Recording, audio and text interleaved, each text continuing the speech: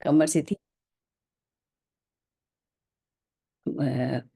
एक बार गायत्री मंत्र गुरु सप्ताह का आवाहन करते हुए। ओम भूर्भुवः स्वः तत्सवितुर्वरेण्यं भर्गो देवस्य धीमहि धियो यो नः प्रचोदयात्। परम पूज्य गुरुदेव वंदे माता जी। माँ गायत्री, श्रद्धे बाबूजी, मातृ और आप सभी को मेरा प्रणाम। सभी साधकों को स्वागत है यहाँ पर।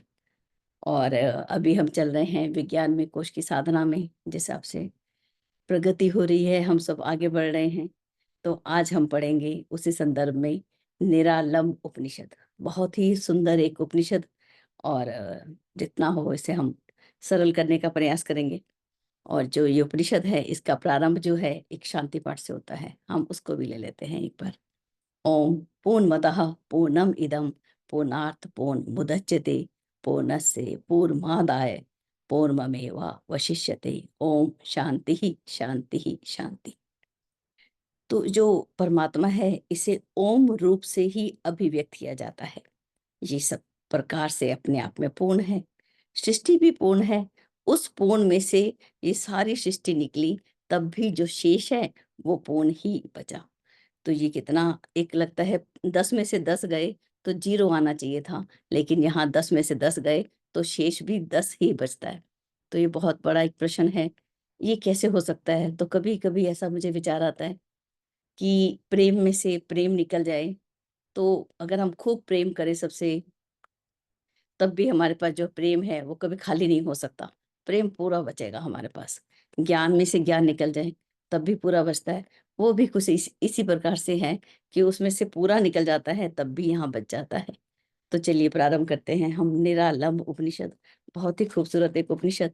इसके अंदर जो है सबसे पहले प्रणाम किया गया अपने गुरु को। ओम नमः शिवाय गुरुवे सच्चिदानंद मूर्ते।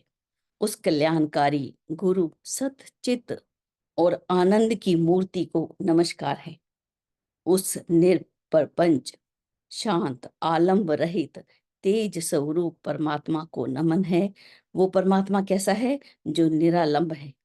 वो परमात्मा जो जो भी व्यक्ति उस निरालंब का आश्रय ग्रहण करता है और संसार के आलंबन को छोड़ देता है, वही व्यक्ति योगी और सन्यासी है।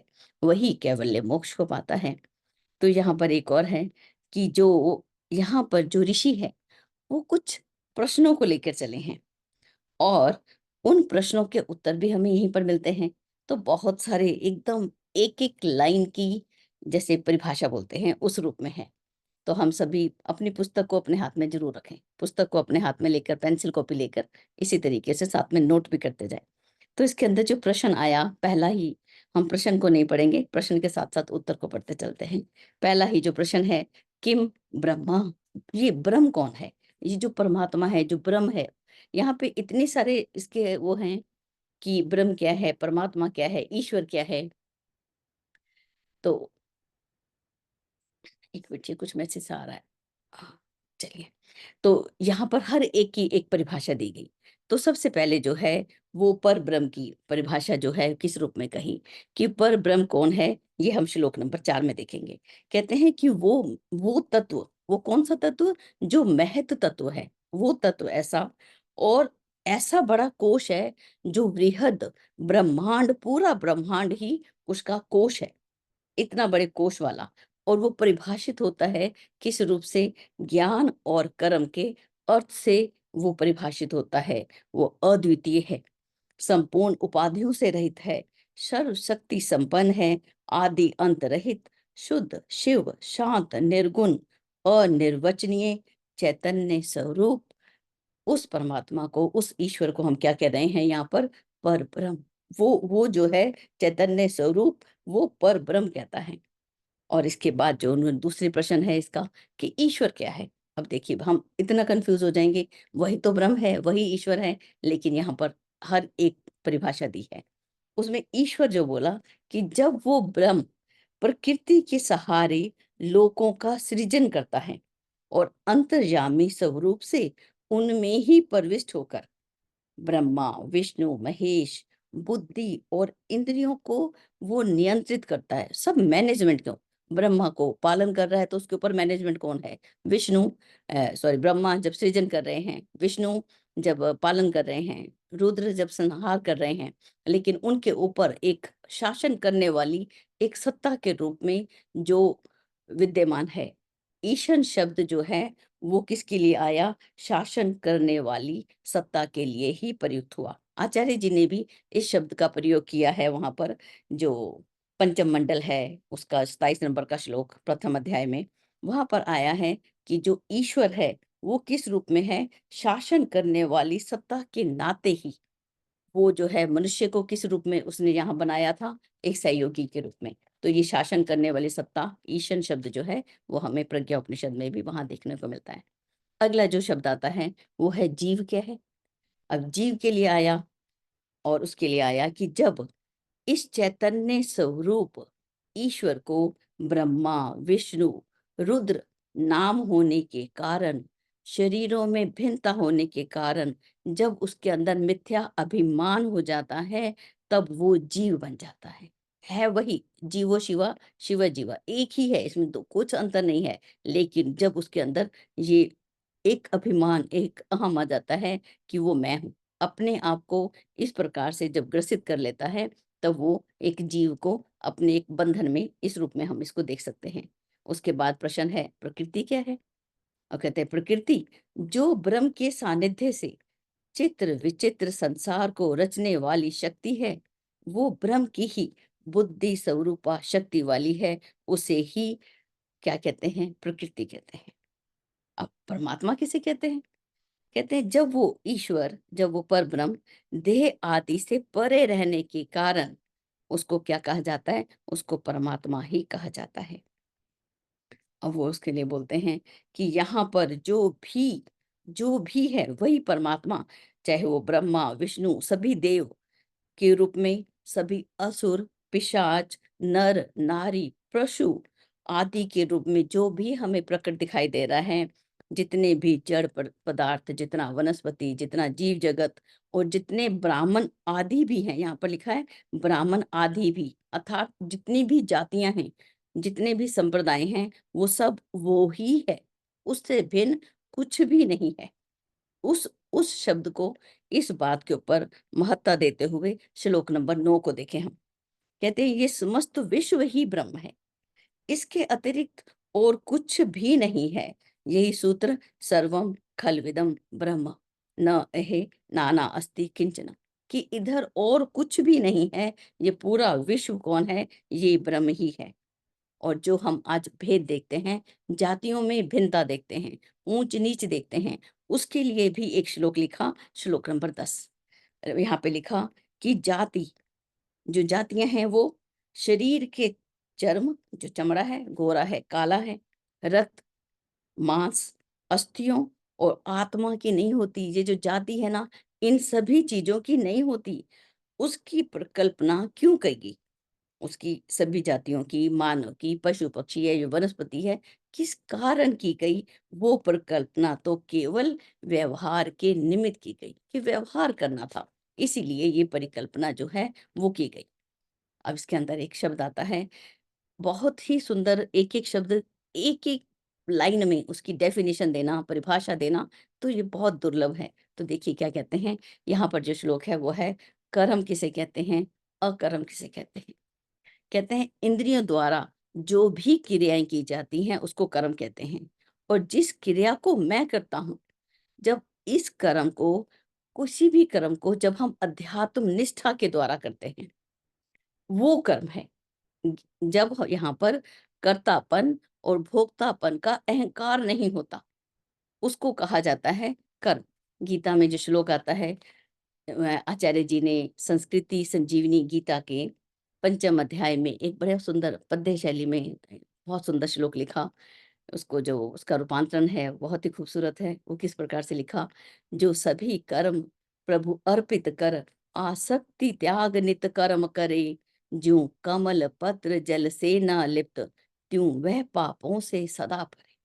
कि जो सभी कर्मों को प्रभु को अर्पित कर देता है, और आसक्ति का त्याग करके नित्य कर्म करता है। ऐसा कोई व्यक्ति है जिसको कर्म ना करना पड़े। स्वयं भगवान भी आकर वो भी कर्म करते हैं। तो कहते हैं वो किस प्रकार से लिप्त नहीं होता, जैसे कमल के पत्र को जल उसके ऊपर से लिप्त नहीं होता। इस तरह से वो जो व्यक्ति है जो कर्म करता हुआ भी पाप और पुण्य से वो लिप्त नहीं होता। लेकिन जब कर्तापन और भोक्तापन का अहंकार आ जाता है, फल की इच्छा आ जाती है, इस रूप से जो भी कर्म किए जाते हैं, चाहे वो यज्ञ हो, चाहे व्रत हो, तप हो, दान हो, ये सभी कर्म नहीं कहलाते, अकर्म कहलाते हैं। बहुत ही खूबसूरत इसके अंदर। और जो श्लोक नंबर 13, अब इसके अंदर जो शब्द हैं, ज्ञान किसे कहते हैं और अज्ञान किसे कहते हैं? इन दोनों की जो डेफिनिशन दी है, इसको हम सरल शब्दों में देखें तो अभेद दर्शनम ज्ञानम, जो स्कंद उपनिषद का जो 11 नंबर का सूत्र है, उसके अंदर ये आता है कि अभेद, जब तक भेद दृष्टि है, जब तक हम ज्ञान को नहीं पा सकते। तो उसी के संदर्भ में यहाँ पे लिखा कि सृष्टि की सभी बदलने वाली वस्तुओं में एक ही वो जो अपरिवर्तनशील चैतन्य तत्व जो है वो विद्यमान है। इसके अलावा और कुछ भी नहीं है। जो हमें दृष्टा है, जो दृश्य में हमें जो दिख रहा है, जो देखने वाला है, वो सब कुछ क्या है? चैतन्य तत्व ही है। सबके अंदर वो ही विद्यमान रहता है। घट घट आदि में वो ही परिवर्तित हो गया है। सबके अंदर वो ही है। जब इस साक्षात्कार की अनुभूति हो जाए, जब इसका दृढ़ अभ्यास हो जाए, तब हम बोलेंगे कि ये ज्ञान हुआ। और ये अनुभूति कैसे होती है? बहुत ये इस अनुभूति को लाने के लिए कुछ प्रयास तो करना ही पड़ेगा। तो वो कैसे होती है? वो सबसे पहले अपने शरीर और इंद्रियों का नियंत्रण रखने से। दूसरा, सद्गुरु की उपासना। उन्होंने जो उपदेश दिया, जो अनुशासन दिया, जो अनुबंध दिया, डिसिप्लिन उन्होंने उनका जो संहिता लिखी, जो उन्होंने स्मृति के रूप में कहा, उन सब का श्रवण करने से, उन पर चिंतन करने से, उन पर मनन और निधिध्यासन करने से ही हमें इस प्रकार की स्थिति मिलती है, जब हम अभेद को देख सकते हैं। अभेद हर वस्तु में, हर चीज में, हर जड़ में, हर चेतन में, वो ही तो है। ये स्थिति किसकी है? अभेद दर्शनम ज्ञानम। अभेद का दर्शन ही ज्ञान है। 3 अक्षर में एक बहुत बड़ा सार छिपा हुआ है। श्लोक नंबर 14। अब अज्ञान किसे कहा? जो इससे विपरीत की स्थिति हो गई, वो अज्ञान हो गया। जैसे अब एक रस्सी है, अब हम उसको सर्प मान रहे हैं और डर के बैठे हुए हैं कि अरे नहीं, बाहर तो सर्प है, जाना मत। तो लेकिन ये क्या है? लेकिन वो कब तक हमारा अज्ञान, जब तक वो भ्रम कब तक नहीं हटेगा? जब तक कि वहां प्रकाश नहीं हो जाए। जब हम प्रकाश आएगा तो देखेंगे अरे ये तो रस्सी थी। तो इस प्रकार से जो भ्रम हमारा हम पाले हुए हैं, बहुत सारी मान्यताएं, बहुत सारी परंपराएं, बहुत बड़े दुराग्रह, ये शब्द शब्द इस्तेमाल किए गुरुदेव ने। कहाँ पर? प्रज्ञा उपनिषद में। कि इस तरह की जो मान्यताएं, कुविचार, बुरे संस्कार जब हमारे अंदर जो हैं विद्यमान हो जाते हैं, अपनी दृढ़ अपनी मनोभूमि बना लेते हैं और हटाए नहीं हटते, तो इस स्थिति को अज्ञान कहा गया। भेद कहाँ कहाँ, हर जगह भेद। वो गोरा है, काला, चमड़े का भेद, लंबा है, छोटा, इतना भेद किया जाता है। एक एक माता पिता एक पुत्र और पुत्री में भेद भी कर सकते हैं। इस अज्ञानता को हम क्या कह सकते हैं? तो इतना अज्ञान। तो ये जो बातें हैं, अज्ञान की स्थिति, ये हम देख सकते हैं। अब जो प्रश्न आता है, सुख और दुख, ये क्या है? कहते हैं जब सत चित आनंद स्वरूप परमात्मा के ज्ञान से जो आनंद पूर्वक स्थिति बनती है, वही सुख है। वो आनंद, वो परम सुख की बात हो रही है यहाँ पर। जब उस आनंद को हम समझते हैं, जो कि हमें ऐसी स्थिति दिखाई देती है जो कि सत चित आनंद स्वरूप है, उस स्थिति को सुख कहा गया। और जब हम अनात्म रूप अपनी आत्मा से अलग जितने भी विषय हैं, उनका संकल्प करना, उनका विचार करना, उनके अंदर ही रमे रहना, उसमें लगे रहना, तो ये किस ओर ले जाता है? हमें दुख की ओर। ये दुख है तो जीवन में दुख आएगा, नहीं तो वो सुख आएगा। अब दोनों के अंदर चुनाव हमारा। आगे चलते हैं। यहाँ पर जो एक और आया, स्वर्ग और नर्क। तो इसके अंदर भी स्वर्ग और नरक के अंदर भी कैसे लिखा गया, कहने लगे, सॉरी, कि सत्य का समागम और असत, ये 2 चीज़ें हैं। जहाँ पे संत लोग रहते हैं, जब संतों का सानिध्य आता है, तो हमारा जीवन कैसा हो जाता है? स्वर्गमय हो जाता है। जब हम उस अनश्वर का चिंतन करते हैं, ऐसे लोगों के साथ रहते हैं, जो हमें उसका ज्ञान कराते हैं, बोध कराते हैं, तब उस समय वातावरण कैसा होता है? स्वर्ग वाला। और जब संसार के विषयों में रचे-बचे लोगों का साथ रहता है, तो वो नरक हो जाता है। आगे बंधन किसे कहा गया?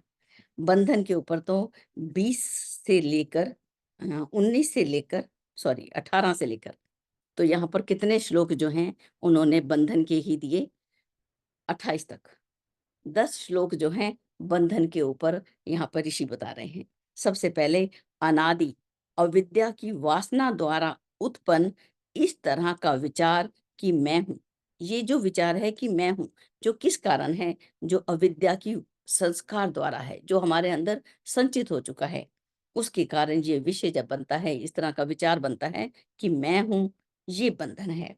दूसरा यहाँ पर बताया, माता, पिता, भ्राता, पुत्र, गृह, उद्यान, खेत, ये सब मेरे हैं। इस तरह का विचार जो है, वो भी क्या है? बंधन है। छांदोग्य उपनिषद के अंदर हम देखेंगे, अध्याय नंबर 7, पंचदश खंड, 15वां खंड है। उसके अंदर ये जो लाइन है, माता, पिता, भाई, इन सब के लिए एक शब्द आता है। वो कहते हैं, ये सब मेरे हैं। जब ये शरीर छोड़ जाते हैं, तब भी हम इन्हें माता कहते हैं। जब तक इनके अंदर प्राण है, इन सबको किसके रूप में दिया? जो प्राण है, वो ही पिता है, प्राण ही माता है, प्राण ही भाई है, प्राण ही बहन है, प्राण ही आचार्य और प्राण ही ब्राह्मण है। इसको यहाँ पर जैसे एक उसमें एक वृत्तांत आता है कि माता को अगर बालक बहुत तंग करेगा, परेशान करेगा, तो माता क्या बोलेगी उसको? "तू मुझे मारेगा? तू मुझे दुखी कर रहा है।" तो उसको धिक्कारित किया जाता है, क्योंकि उसने प्राण को दुःख दिया। लेकिन जब वही माता जब शरीर छोड़ जाती है, तो भले ही उसको अग्नि में, जब अग्नि संस्कार होता है मृत्यु के उपरांत, तो उसको किस प्रकार से कपाल क्रिया की जाती है उसको, तो उस समय वो माता कहाँ है? क्योंकि जो प्राण तत्व था, वो माता थी। उसके अंदर जो चैतन्य विद्यमान था, वो माता थी। तो ये जो भ्रम में हम रहते हैं, ये सब क्या है? ये सब एक बंधन है। कर्तापन का अहंकार बंधन स्वरूप है। और यहाँ पे बताया कि जो 8 ऐश्वर्य जो हमें योग की जो 8 ऐश्वर्य दिखाते हैं, जो अणिमा आदि, अणिमा, लघिमा, महिमा, गरिमा, प्राप्ति, प्राकम्य, ईशित और वशित, ये सारी सिद्धियां, इनको पाना, ये ऐसा संकल्प करना, पाने का यदि हम संकल्प भी कर रहे हैं, तो ये भी बंधन है। और बंधन कौन सा है? जब हम मनोकामनाओं की पूर्ति के लिए देवताओं या किसी मनुष्यों की उपासना करते हैं, तो ये क्या है? एक बंधन बताया। जो यहाँ पर यम आदि जो अष्टांग योग है, अष्ट योग है, जो योग दर्शन का, उसके अंदर जो यम, नियम, आसन, प्राणायाम, प्रत्याहार, धारणा, ध्यान और समाधि, इनका संकल्प भी बंधन बताया। और वर्ण और आश्रम, जितने वर्ण हैं, चाहे ब्राह्मण, क्षत्रिय, वैश्य, शूद्र, ब्रह्मचर्य, गृहस्थ, ये सभी इस प्रकार के कर्म धर्म के बंधन के संकल्प को क्या बोला? बंधन बोला। और भी आज्ञा, भय, संशय आदि आत्म गुणों के संकल्प भी बंधन है। ये आज्ञा जब शब्द आया, तब सोचना पड़ा कि आज्ञा देना और आज्ञा मानना, यह भी बंधन है। तो इसने काफी इस पर विचार करना बनता है, ध्यान रखना पड़ेगा इसका। आगे और कौन सा बंधन बताया? यज्ञ, व्रत, तप और दान के विधि विधान और ज्ञान के संकल्प भी बंधन बताए। जो हम ये इतना विधि विधान और ज्ञान का संकल्प करते हैं, वो भी बंधन। और कौन सा बताया? मोक्ष प्राप्ति का विचार करना भी बंधन स्वरूप है। अब देखिए, मोक्ष प्राप्ति का विचार यदि बंधन नहीं होता, तो रामचरितमानस अयोध्या कांड के अंदर जो श्लोक नंबर 204 है, दोहा नंबर, वहां पर भरत जी मांगते हैं, तो इसका प्रमाण आता है कि हाँ, ये बंधन है। वो इसको नहीं मांग रहे। क्या मांगा उन्होंने? अर्थ न धर्म न काम रुचि, गति न चाहूं निर्वाण, जन्म जन्म रति राम पद, ये वरदान न आन। तो उन्होंने क्या क्या नहीं चाहिए उनको? अर्थ, कोई अर्थ नहीं चाहिए, कोई धर्म नहीं चाहिए, उनको कोई काम, जितनी भी काम वासनाएं, क्योंकि अर्थ धर्म काम और मोक्ष, ये चार चीजें हैं। उन्होंने इन चारों से बोल दिया कि मुझे नहीं चाहिए, हे प्रयागराज, मुझे मोक्ष भी नहीं चाहिए। क्या चाहिए? ऐसी क्या चीज है जो भरत जी को चाहिए थी? वो था जन्म जन्म रति राम पद। उस प्रभु के, उस ईश्वर से दिव्य प्रेम हो।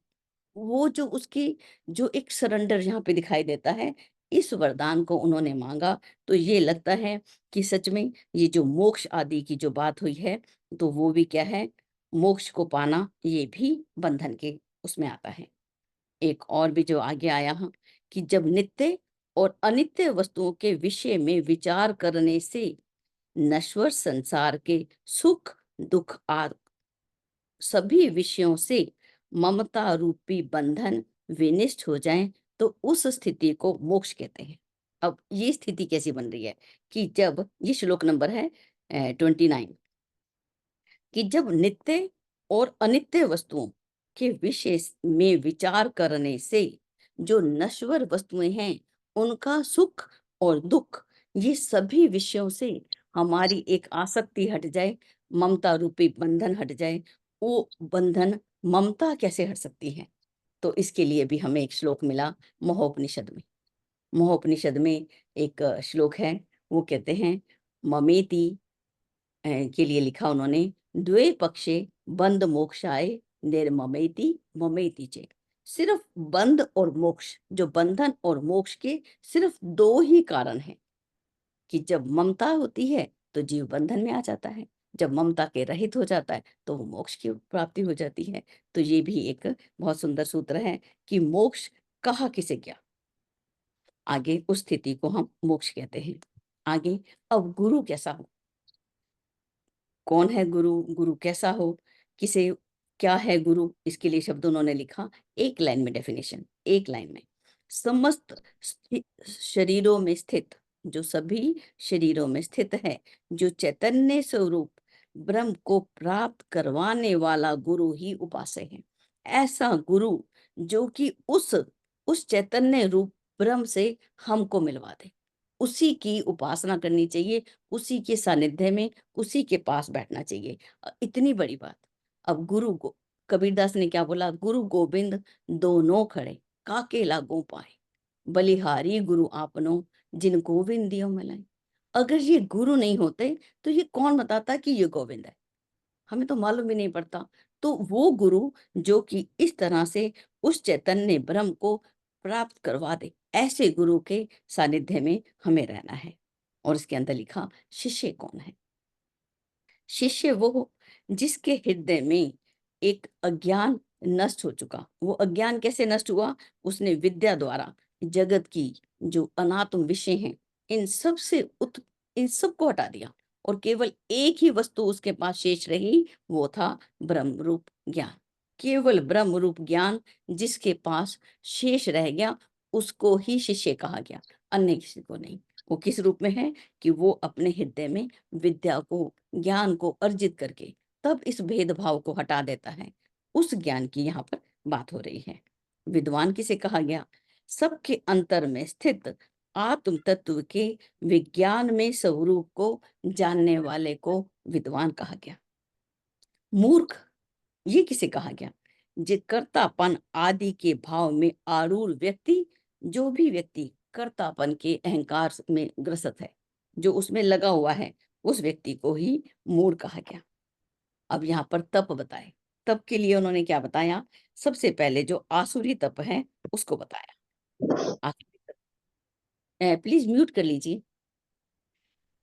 जो ब्रह्मा, विष्णु, ईशान और रुद्र आदि देवों के ऐश्वर्य की कामना पूर्वक व्रत, जप, यज्ञ आदि में अंतर आत्मा को तपाए, और राग द्वेष हिंसा दंभ आदि दुर्गुणों से युक्त होकर जो तप करे, जिसके अंदर इतने सारे तो उसके पास दुर्गुण हैं, इतने सारे उसके कुसंस्कार जिसके अंदर भरे हुए हैं, लेकिन उसके पास कामना कैसी है? कामना तो ऐसी है कि ब्रह्मा, विष्णु, शिव का लोक मुझे मिल जाए। ऐसे ऐश्वर्य की जब वो कामना करता है, तो उसको क्या बोला गया? लेकिन उसके अंदर इतने सारे उसके अंदर दोष, दुर्गुण हैं। तो उससे जो तप किया जाता है, वो जो उस स्वरूप में, तो उसको क्या बोला गया यहाँ पर? आसुरी तप। लेकिन जो तप कहते किसे हैं? इसके लिए बहुत सुंदर है, लिखा उन्होंने कि ब्रह्म सत्य है और जगत जो है वो मिथ्या है। जब हमें इस प्रकार का प्रत्यक्ष ज्ञान हो जाता है, तब ब्रह्मा आदि देवों के ऐश्वर्य प्राप्त करने के संकल्प बीज को ही जला डालना तब कहा गया। दोबारा समझते हैं इसको कि एक ही चीज कि सत्य कौन है? ब्रह्म। और जगत कैसा है? मिथ्या। जब इस तरह का हमें ज्ञान हो जाए, और फिर जब ये हमारे अंदर ये भाव, ये कामना ही हट जाए कि मुझे ब्रह्मा आदि देवों के ऐश्वर्य को प्राप्त करना है, ये भाव ही मिट जाए, जैसे भरत जी का हमने देखा था, कुछ चाहिए नहीं, एक ही एक, मुझे सिर्फ ब्रह्म का सानिध्य, उससे एकाकार होना। जब इस प्रकार के अपने संस्कारों को, संकल्पों को जला डालना, उसको ही तप कहा गया। तप के अंदर बहुत सुंदर सुंदर यहाँ पे दिए। तैत्तिरीय उपनिषद शिक्षावल्ली नवम अनुवाक के अंदर जो मुदगल के पुत्र हैं, वो नाक मुनि क्या कहते हैं? स्वाध्याय प्रवचने अव इति नाको मोदगल्ले, कि शास्त्रों का अध्ययन, अध्यापन ही सर्वश्रेष्ठ है, क्योंकि वही तप है। यहाँ तप की परिभाषा कितनी सुंदर है कि शास्त्रों का अध्ययन करना और अध्यापन करना, ये ही तप है। तब के लिए प्रज्ञा उपनिषद पंचम मंडल का चतुर्थ अध्याय श्लोक नंबर 32 में लिखा गया, और उस लेसन का नाम है व्यवहारिक तप और योग प्रकरण। उसके अंदर आचार्य जी और यहाँ पे याज्ञवल्क्य ऋषि जो हैं वो हमें बताते हैं कि दुष्प्रवृत्ति उन्मूलन प्रक्रिया से क्या होता है? हमारा तप सध जाता है। अपने अंदर की दुष्प्रवृत्तियों को हटा देना, उसको तप कहा गया। और सत्प्रवृत्तियों के संवर्धन को योग कहा गया।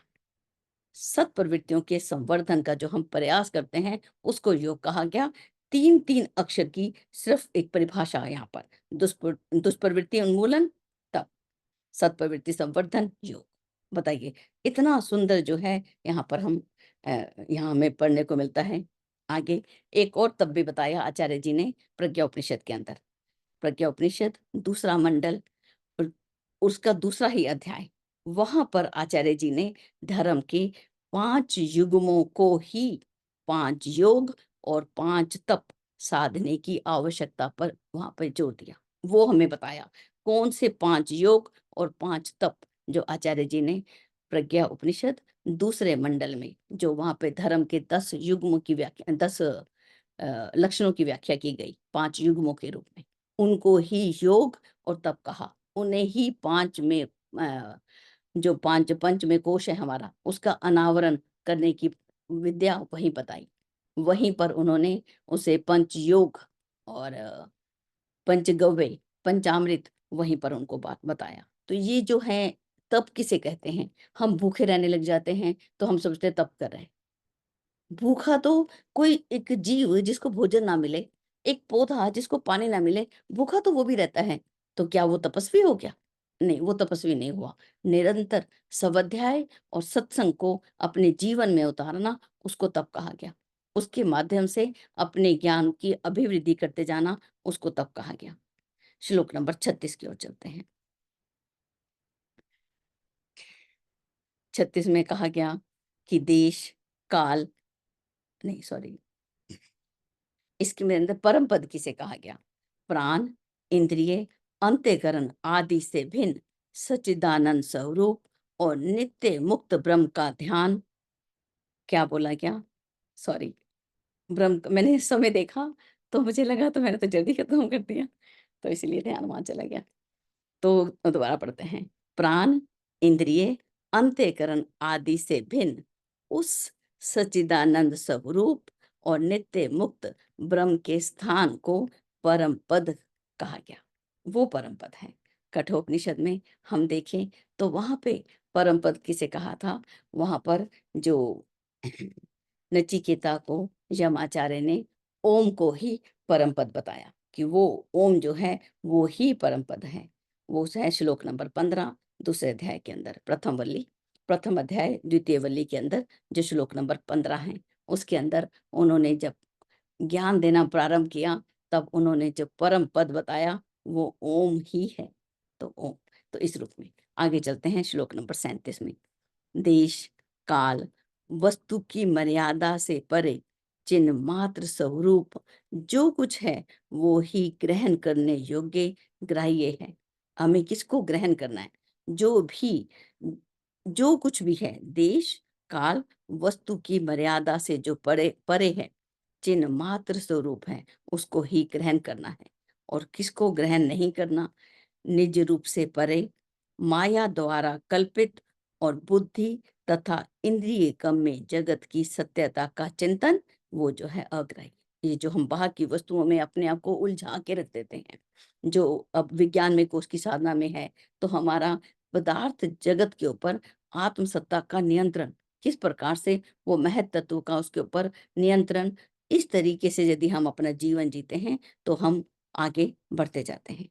आगे बोलते हैं श्लोक नंबर 39 में।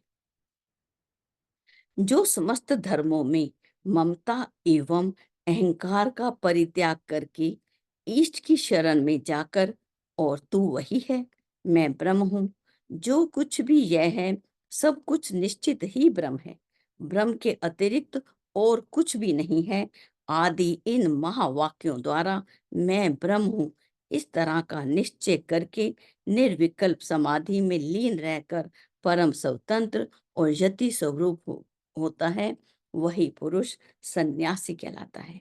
अब ये किस प्रकार से? सन्यासी वही मुक्त है, वही पूज्य है, वही योगी है, वही परमहंस है, वही अवधूत है, वही ब्राह्मण है। तो ये किस रूप में है?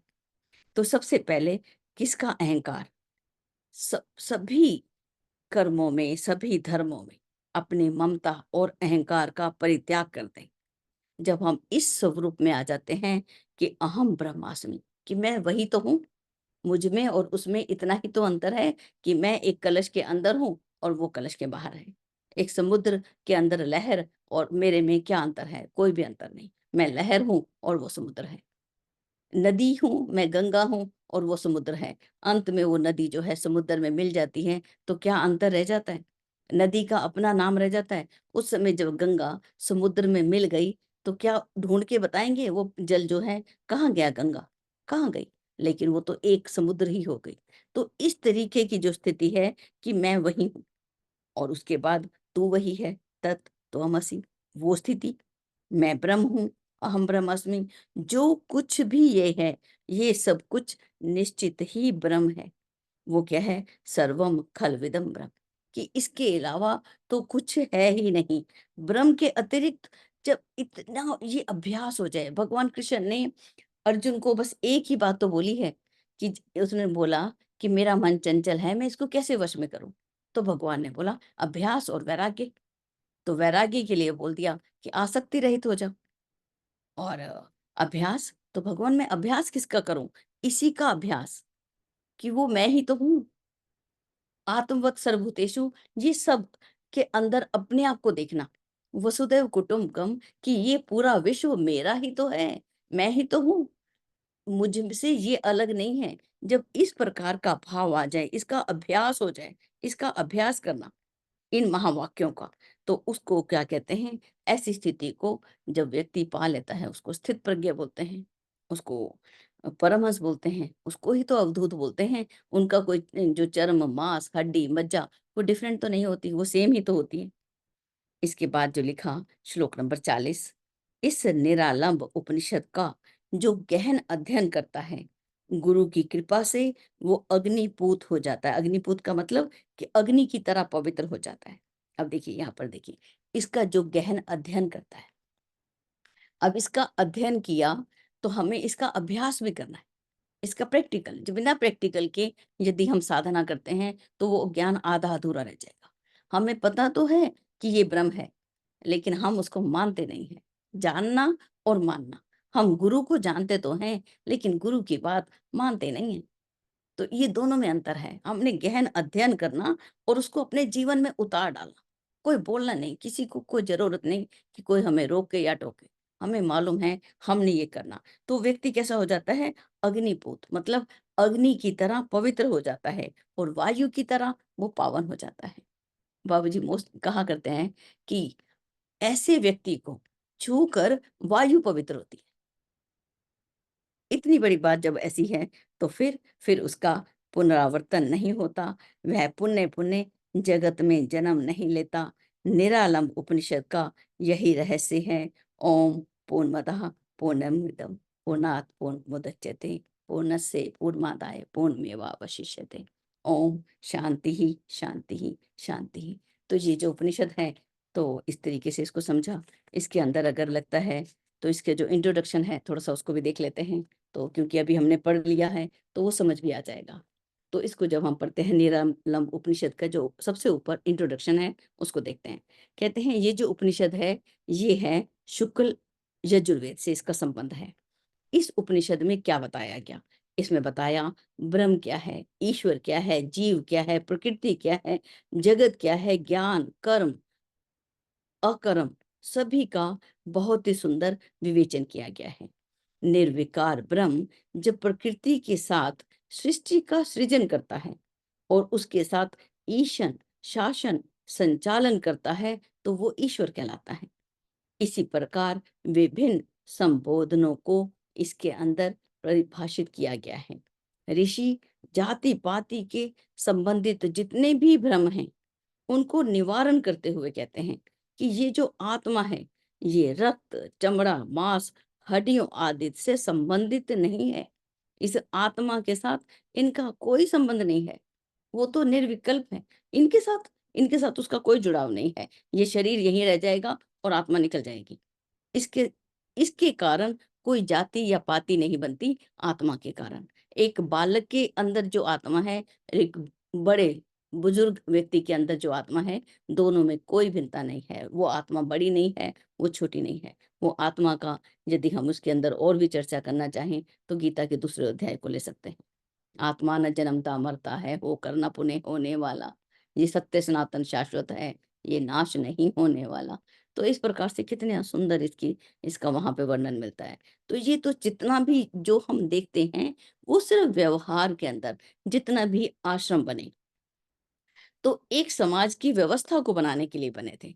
वर्ण बने, जितने भी, वो क्षत्रिय है, वो ब्राह्मण है, वो वैश्य है, वो शूद्र है, तो ये किस लिए बने? जिसकी जिस काम में रुचि थी वो उसी काम की ओर चल पड़ा।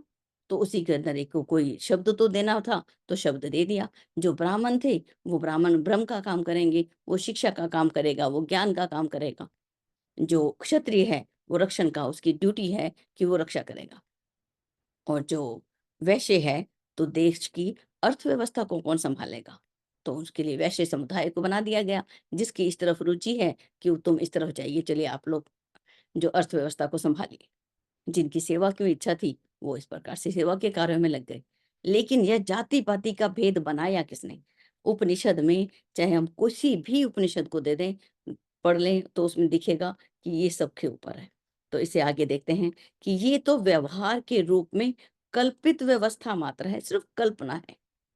इसी प्रकार अहंता, ममता आदि को त्याग कर इष्ट में समर्पित हो जाने को संन्यास कहते हुए उन्हीं को मुक्त, पूज्य, योगी, परमहंस आदि उपाधियों से विभूषित होने की बात समझाई गई है। ऐसी स्थिति प्राप्त करके ही साधक जन्म मरण के बंधनों को काट सकता है। ये हमें यहाँ पर बताया गया। अभी हमारे पास समय है, थोड़ी सी बात कर लेते हैं। मैं कुछ पुस्तक लेके नहीं बैठी। चलिए, अब हम जितने भी उपनिषद हैं, अब हम इसको कैसे पढ़ें? सबसे आसान तरीका होता है कि उपनिषद का, हम किसी भी उपनिषद को लें तो उसकी लाइन टू लाइन, जब हमने प्रारंभ, मैंने अपना अनुभव यहाँ पे शेयर करती हूँ कि जिस दिन हमारे हाथ में उपनिषद आया तो सबसे पहले, उस समय मैं जॉब करती थी, तो एक लड़की आई मेरे पास, उपनिषद पढ़े थे तो बोली ये क्या है? मैं क्या, मैं खरीद के ले आई, मुझे तो इसका एक अक्षर नहीं आता। बोली मुझे दे दो। वो बड़ी खुश हो गई। मुझे बड़ा आश्चर्य हुआ। है ले जा भाई, सब ले जा। वो सब ले गई।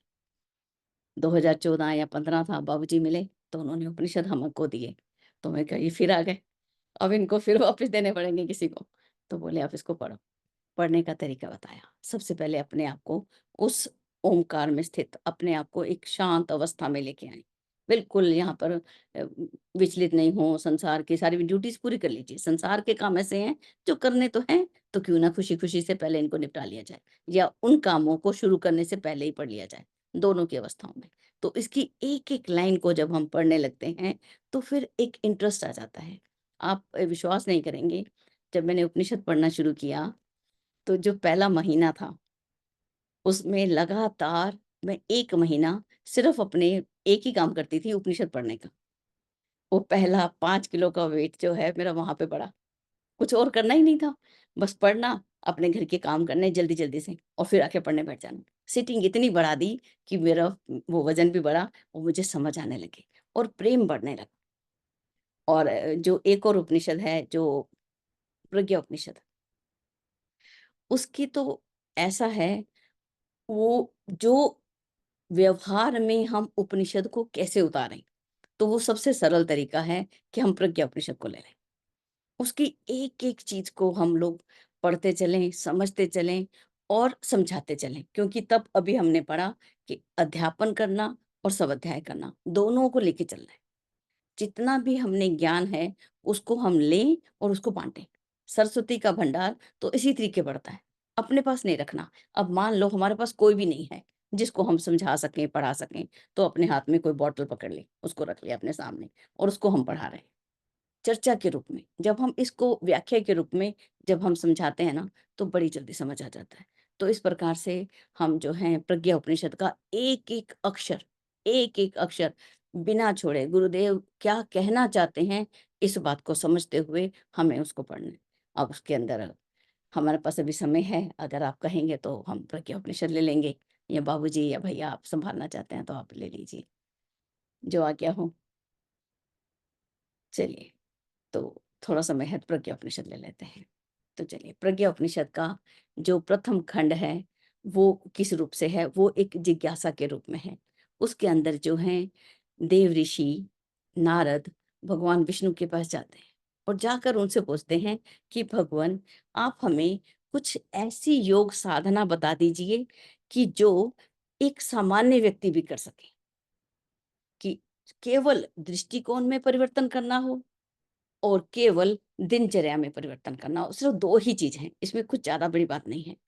तो भगवान ने बोला ठीक है, भई ये बहुत अच्छा प्रश्न है और आज के समय की ज़रूरत भी है। तो भगवान ने बोला कि मैं तो निराकार हूँ, ठीक है? और इस समय जो धरती पर जो ज़रूरत है, उसका हमें क्योंकि भगवान ने एक वायदा किया हुआ है कि जब भी धर्म की हानि होगी, तब वो आएँगे। तो इस समय धर्म जो है, वो अधर्म की ओर चल रहा है, भगवान को आना है। तो बोल रहे देव ऋषि नारद कि हम दोनों मिलकर ही कुछ काम करते हैं। तो बोले चलो ठीक है, मिलकर करते हैं। तो सबसे पहले वहाँ पर भगवान विष्णु ने देव ऋषि नारद से कहा कि आज के समय की समस्या क्या है, उस पर विचार करते हैं। पहली समस्या ये है अचिंत्य, चिंतना जाता, अयोग्य आचरण तथा।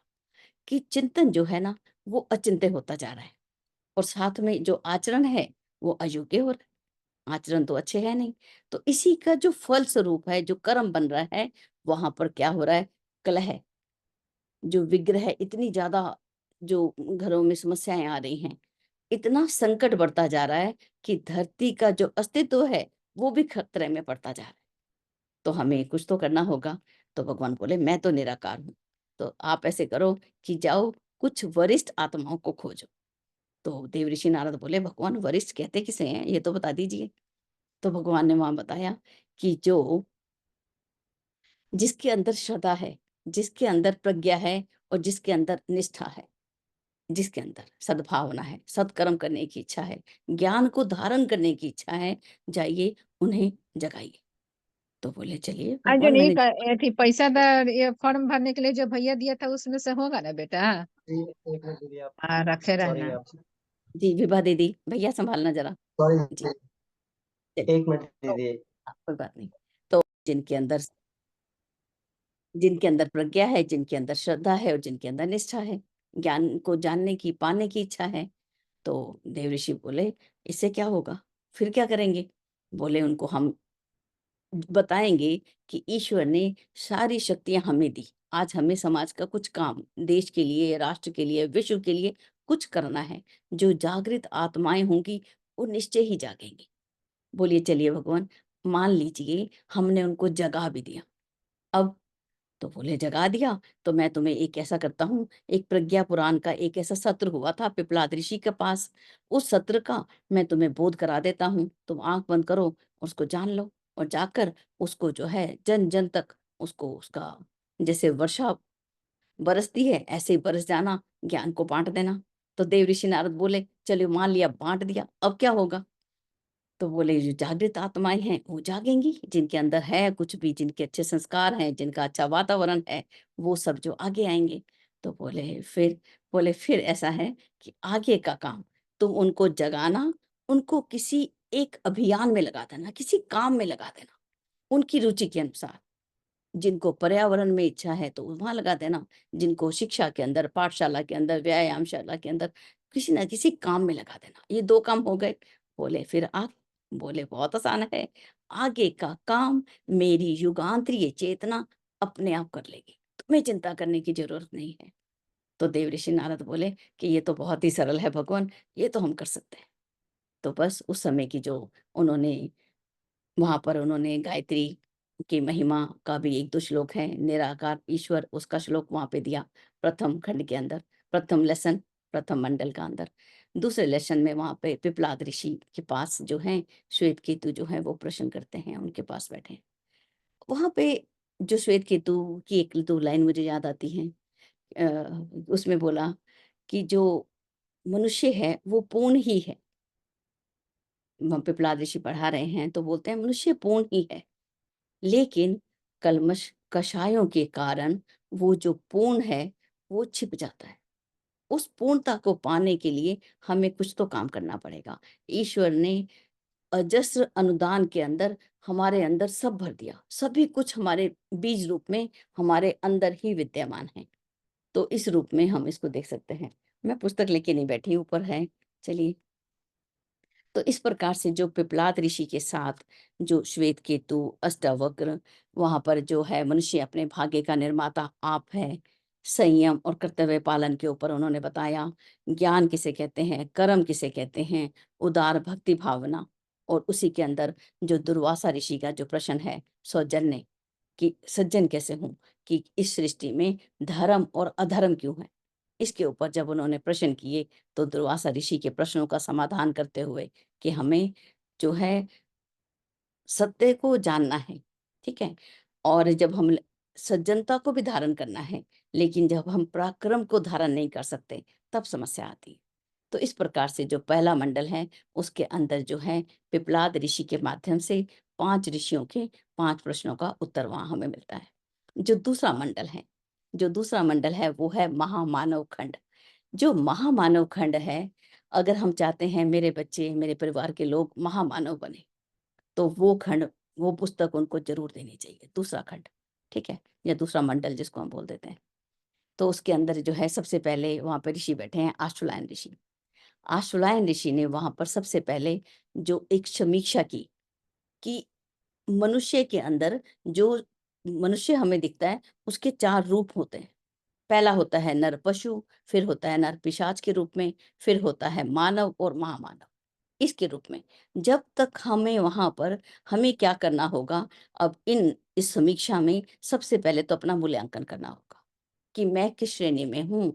क्या मैं अपने पेट और प्रजनन तक सीमित हूँ? तो मैं पशु हूँ। मैं पिशाच हूँ, दूसरों को दुःख देने से मुझे अच्छा लगता है। दूसरों की वस्तु छीनने में मुझे आनंद आता है, तो मैं पिशाच की श्रेणी में हूँ। दूसरों को दबा के आगे बढ़ना, ये हमारा काम नहीं है। मानव और महामानव, जो दूसरों को सुख देता है, अपना भी कल्याण करता है, आत्म कल्याण करता है और विश्व का कल्याण करता है, उसको क्या बोला जाता है? वो महामानव। वहाँ पर आशुलायन ऋषि कहते हैं, आज के समय में हमें महामानवों की खेती करनी होगी। ऐसे कल्प वृक्ष लगाने होंगे, जिससे जो विश्व है, जो ये संकल्प है कि धरती पे स्वर्ग का अवतरण, वो अपने आप ही हो जाए। महामानवों की खेती, महामानवों की खेती, ये कैसी होती है भगवान? तो उन्होंने आगे हमें बताया, धर्म की विवेचना बताई।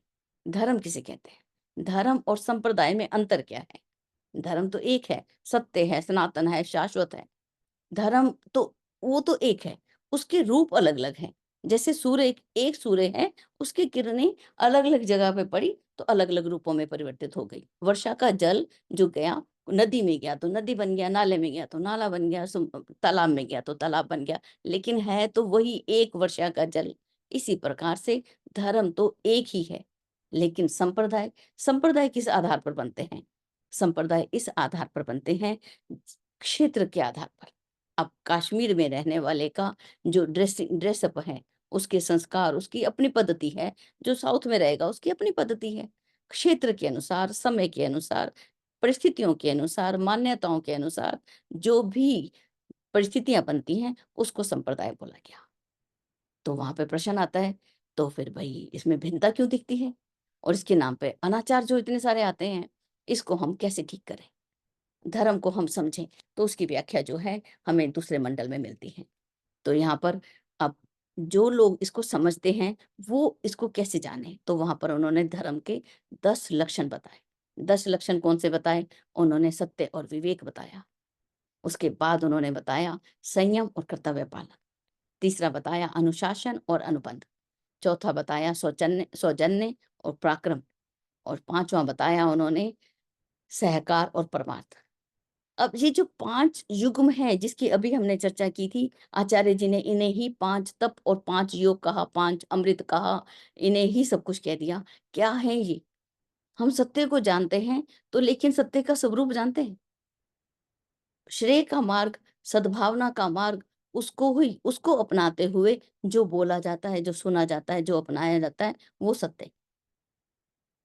विवेक को धारण करना, दूरगामी दृष्टि करना, आज की हानि को भले ही हानि हो जाए, लेकिन कल आने वाला समय सुखद होगा, धरती पर स्वर्ग होगा। नहीं, आज तो हम सुख से ही रहेंगे, कल भले ही कुछ हो। तो दूरदृष्टि को अपनाने को ही उन्होंने सत्य और विवेक के अंतर्गत रखा। सत्य ही परमेश्वर है, सत्य ही शिव है। वो उस रूप से जानना उन्होंने यहाँ पर सत्य और विवेक को बताया।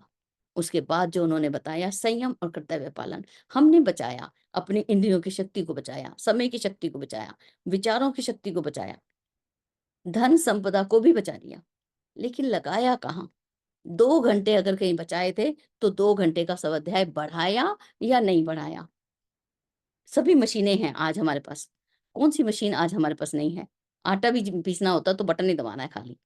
तो फिर लेकिन उस समय बचा, वो लग कहाँ रहा है? वो उसको वहाँ पर अपनी ड्यूटीज़ को ईमानदारी से, समझदारी से, ज़िम्मेवारी और बहादुरी से पालन करने में लगाना था और लगाना है।